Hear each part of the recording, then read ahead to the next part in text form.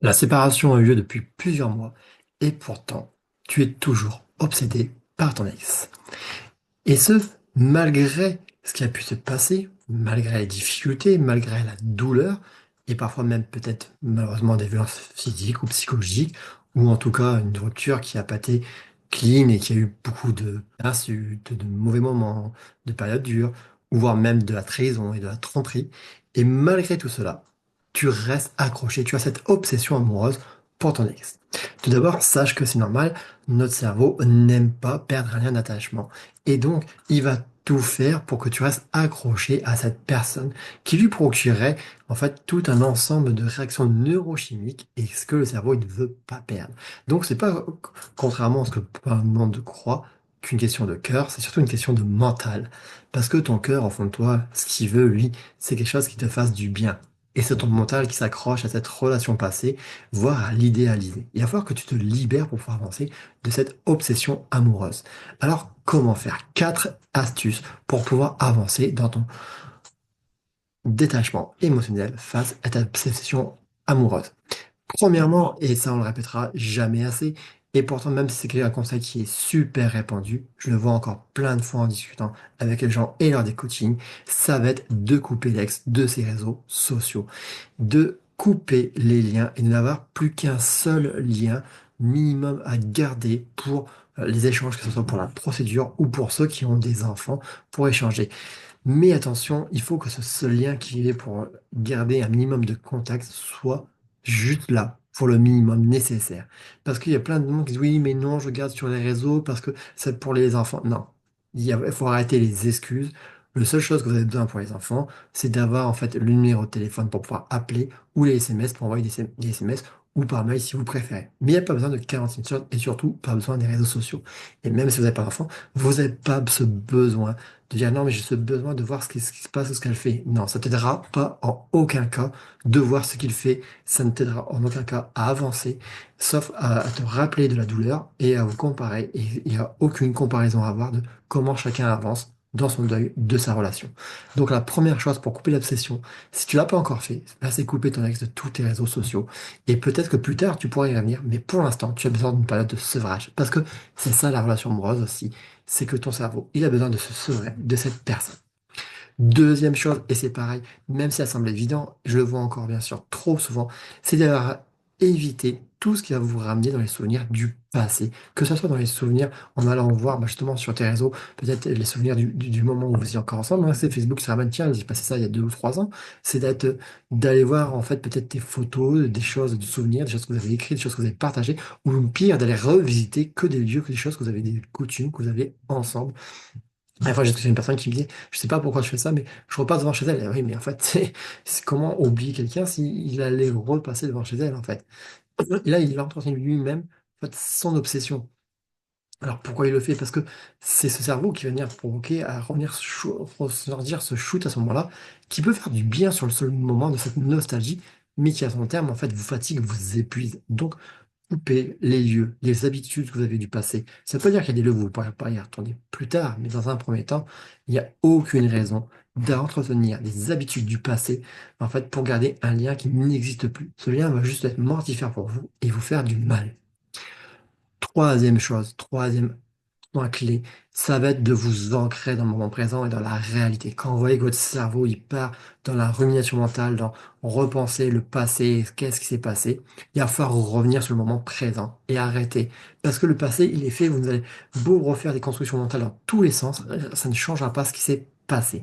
Il faut revenir au moment présent. Et pour ça, il y a deux méthodes que vous pouvez avoir.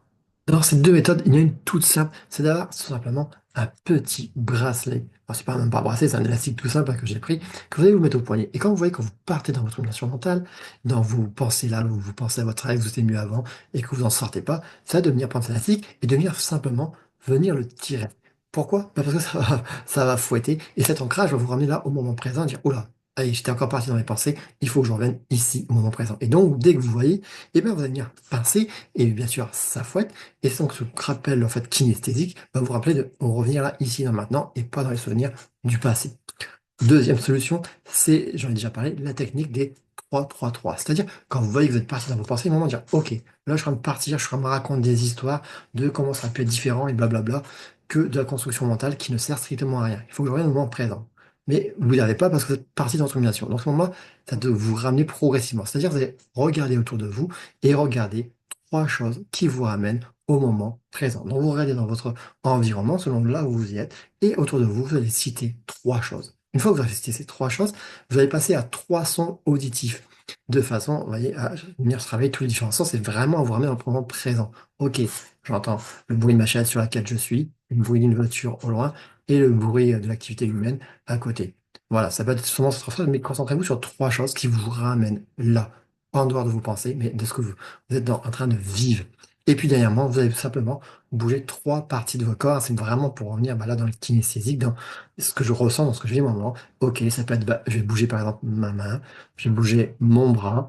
Alors c'est clair, ça peut paraître incongru, mais justement plus c'est incongru, plus ça va ramener le cerveau à se défocaliser de votre pensée et à couper en fait votre rumination mentale par cet ancrage. Et après, ça doit être je bouge ma tête. Donc tout simplement, trois choses à faire. Je regarde trois choses autour de moi, j'entends trois sons différents et je bouge trois parties de mon corps. Ouais, ça peut être incongru, mais c'est une habitude que vous allez avoir qui va vous permettre de couper net parce que votre cerveau va dire, oula, qu'est-ce qui se passe? Et puis, comme c'est des choses qui vous ramènent au moment présent, de vous ramener dans ce que vous vivez. Oula, il y a aussi cette petite solution de l'élastique qui pique et pour dire, oula, arrête de repenser. En fait, à chaque fois que vous allez vous remonter dans vos pensées négatives, vous allez vous chuter et vous allez voir qu'au bout d'un moment, vous allez avoir arrêté de penser et de ruminer au passé.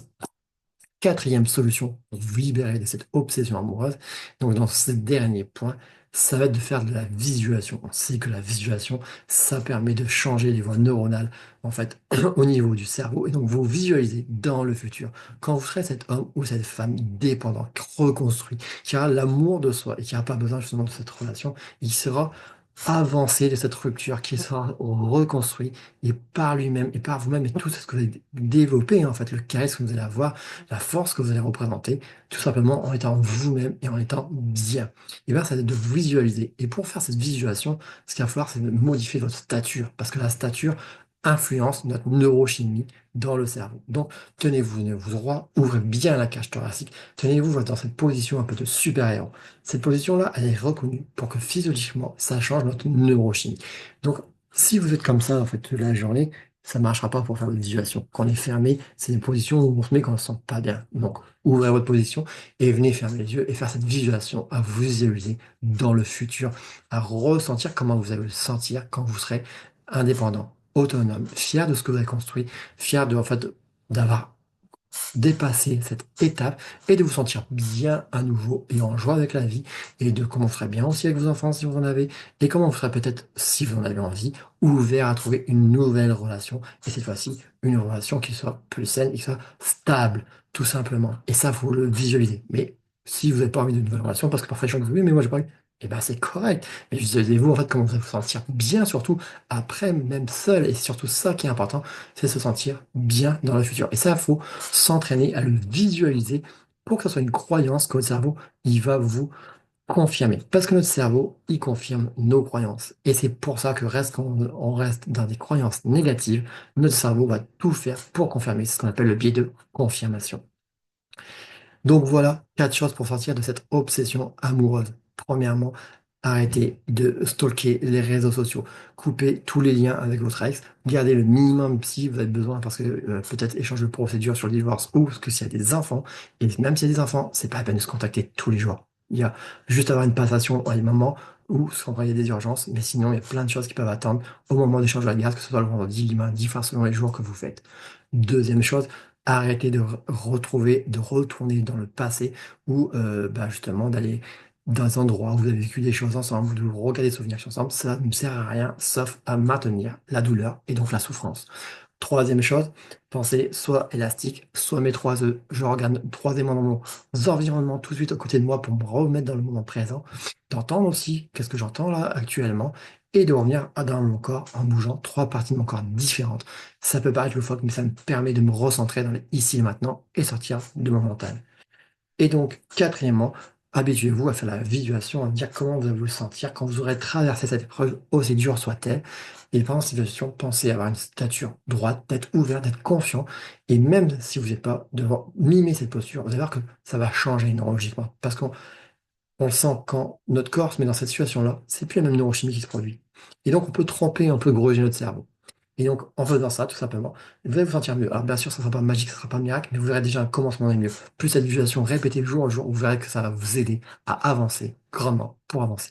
Et au petit, en faisant confiance à ce processus, au fur et à mesure, vous allez vous libérer de cette obsession amoureuse. Bien sûr que ça ne se fait pas une seule fois. Ça demande de la répétition. C'est un processus, ça demande un chemin. Mais plus vous ferez et plus vous serez dans ce sens-là, et plus vous allez vous libérer de cette obsession. Et puis, si ça ne suffit pas, ben, bien sûr, il faut pas hésiter à se faire aider. Et c'est pour ça que j'ai aussi mon accompagnement pour vous accompagner, pour être là avec vous tous les jours par message, pour vous guider en fait dans les bonnes choses et les bonnes perceptions à avoir pour pouvoir avancer. Voilà. N'hésitez pas donc à faire et à répéter ces 4 actions régulièrement pour pouvoir avancer et vous libérer de cette obsession amoureuse.